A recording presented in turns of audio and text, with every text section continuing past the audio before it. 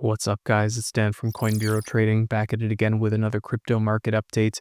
Today we've got XRP, Stellar, and Hedera. I'm sure you're all wondering where these cryptos are headed next. Are they going to go lower? When are they going to bounce? If this is the kind of content that you enjoy, then be sure to smash that like button, subscribe to the channel, and ping that notification bell. Before we get started, do keep in mind that nothing in this video is financial advice. This is my personal analysis of the crypto market and of these altcoins. Your analysis could be different, and if it is, guys, that's awesome, because the more difference of opinion we have, the better traders, the better investors we're all going to become. And if you stick around until the end of the video, I'll show you guys why I think Bitcoin is not going to go any lower, why this CME gap that everyone's talking about, I don't think that's going to be filled. But again, I'll explain that at the end of the video. So getting started here, guys, with XRP. Of course, Ripple here announced that they were kind of moving into institutional DeFi. This was a couple days ago. Of course, it's something that they've been doing arguably for a long time already. But the thing that caught my eye that was really interesting is that the top reply to this recent post was from, I guess, the modern investor here on Twitter/X, and he said, when XRP staking for passive income. And of course, that was the most liked reply. And I imagine that there's a lot of XRP holders that are wondering, yeah, like I have all this XRP I've been accumulating for years in some cases, right? It's like there's not much I can really do with it though, so I'm just holding it. I'm waiting for the ETF. I'm waiting for whatever else. But it would be nice to like earn a staking reward or to earn some kind of yield. And this, guys, is where something I mentioned last week, and I was even predicting, and I will take the win for that one. I was predicting that we would get an update about the XRP EVM sidechain, and we did yesterday. This company called Persist Technology. I apologize if I'm butchering the name, but apparently they're the ones who have been working on the XRPL EVM sidechain, and they just announced that in accordance with their coordination with other players in the ecosystem, in the Ripple/XRP ecosystem, they've tested everything out. Everything is working fine. And they're expecting the EVM testnet to be public and live next week. So yeah, guys, that's something, again, I had been mentioning this, I think, for a couple of weeks now, that expect to see around this ETH Denver timeframe that you would see an announcement that the XRPL EVM testnet or mainnet, that we would get some kind of announcement. And they've confirmed that, yes, the testnet will be public and live next week. That's huge. I think it foreshadows, obviously, the launch of the mainnet, which will probably come sooner rather than later. And of course, the reason why that's important is because it will allow large XRP holders to basically use their XRP as collateral in like a lending and borrowing protocol to borrow stablecoins, probably RLUSD or Real USD, to borrow stablecoins against their XRP, so they don't have to sell, and they can use that, their huge XRP stacks to speculate on altcoins or buy a house or whatever it is that people have been planning, but they don't want to sell their XRP. And I would say this even includes Ripple, which of course is technically the largest XRP holder. This would allow them to use XRP as collateral and to borrow RLUSD and do things without having to sell XRP in their monthly kind of I guess they have like this escrow thing. Again, I'm not going to get into the details, but point being is that Ripple is the largest XRP holder. It's in their interest that XRP's price stays as high as possible, and introducing this XRPL EVM sidechain basically allows them to leverage the value of XRP without having to sell it, if that makes any sense. Anyways, guys, moving on now to the chart for XRP. Unfortunately, XRP did fall below this resistance line, but it is holding the support level around $2. That's not surprising at all. It's a very strong psychological level. A lot of people are probably accumulating around that level. I guess real quick, for those of you who aren't familiar, the way that I do my technical analysis here is, first of all, we're on the daily. I'm always on the daily chart. And what I do is I look at this most recent price action and I ask, okay, where did that start? That's kind of like the starting point, obviously. And where did prices struggle to get above? That's clearly somewhere around 2.5, let's say $2.6. And then the difference between those two levels in this case is $1. And all we have to do to get the target is add $1. And that gives us a target of around $3.5. And of course, XRP did get very close. It was like 3.42 or something like that.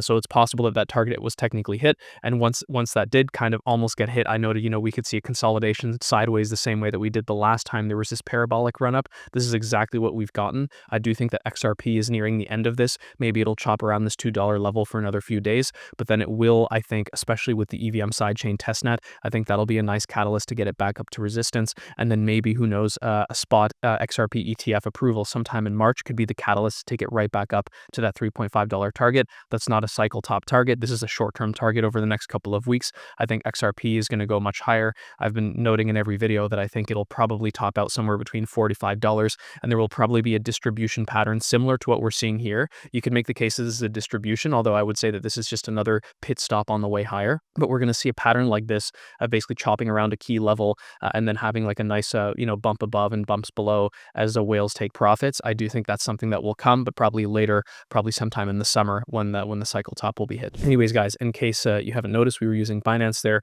We have up to 20% trading fee discounts there with up to $600 in bonuses.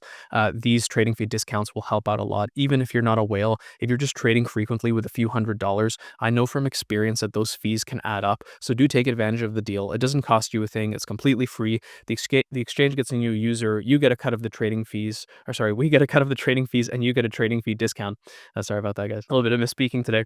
But point being, guys, that it doesn't cost you a thing. It helps us out. It helps you out. It's a win-win-win for everyone. This is how the Coin Bureau makes its money. You know, we're not being paid by any crypto projects or anything like that. We don't shill anything. We don't care what crypto you like, so long as you're looking to buy, sell, hodl, you know, trade, whatever. We're here to give you the tools to do that. And of course, we do also have deals on other exchanges and wallets and stuff on the Coin Bureau deals page. So be sure to check that out using the link in the description. So now moving on to Stellar.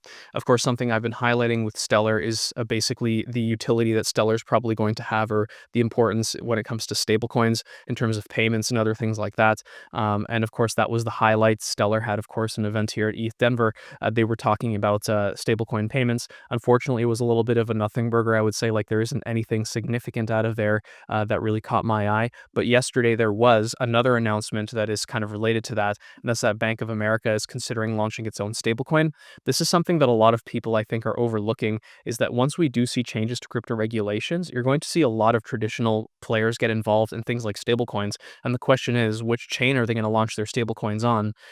Objectively, like, these banks, like, they want, what they care about is security, and they want something with a track record, and they want something that they can trust. And you know, for better or for worse, that's chains like Ethereum, XRP, even Stellar. These are the types of chains that they're familiar with because they've been around for a long time. They've proven that they're secure over this time frame. And I guess to really underscore that point, if we go over here to Stellar's, the total value locked on Stellar, you guys will notice that the largest protocol on Stellar is actually Franklin Templeton's RWA fund, tokenized RWA fund. And of course, that kind of tells you, or tells us, or tells me at least, that the institutions are probably going to be tokenizing more things on Stellar. Of course, Franklin Templeton has been very involved, like, they've been tokenizing on a bunch of chains. But even so, just it underscores the fact that Franklin Templeton sees Stellar as a chain that is secure enough to tokenize this type of stuff.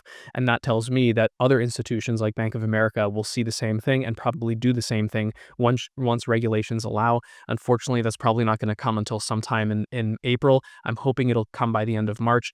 But in any case, that brings us here to the charts. And you can see that similarly, I guess you could say, to XRP, of course, XLM had this nice big rally in mid-November, and it's been kind of consolidating, chopping sideways ever since. It failed to hold the support around 40 cents, which sucks. But the good news there is that it has held the starting point. It's still nicely above the starting point. Could it continue grinding down to the starting point? Maybe. But I think most of the losses are basically over. Most of the down move is over.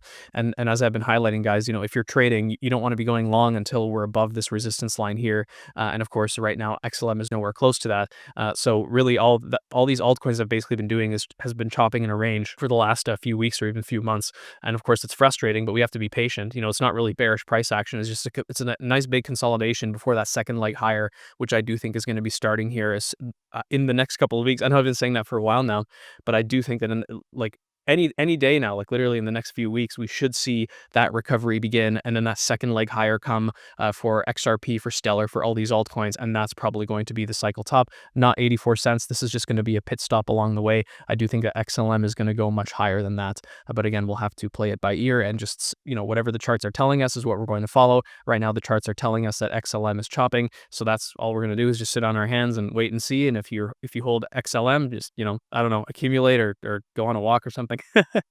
Anyways, in all seriousness, guys, so when it comes to HBAR, I actually wanted to mention is the same thing. You know, I was like highlighting that HBAR was going to have this big event. It was the first time that they would do it since 2018.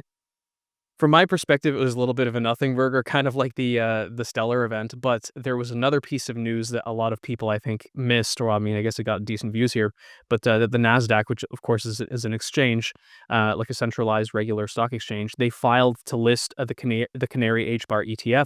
I've been saying this every single week, and I'm going to continue saying this, that according to Bloomberg ETF analysts, again, that's not according to me, this is according to Bloomberg ETF analysts, the Litecoin and the Hedera ETFs have the highest chance of being approved first. And this is something that is really fascinating to me. And I do think that this is going to be the catalyst that takes HBAR higher. Of course, unfortunately, because this ETH Denver thing was a nothing burger, HBAR just kind of continued grinding lower. But again, just like XRP, just like XLM, just like most cryptos, HBAR has just been chopping in this range. It's just moving towards the lower end of that range, failed to hold that support around 25 cents, which sucks. But again, this it's still nicely above the starting point. So this bullish structure is intact. That's like the key takeaway there. And I do think that, sometime in March, I guess it's looking like now, I've been saying for a few weeks, and now here we are a month later.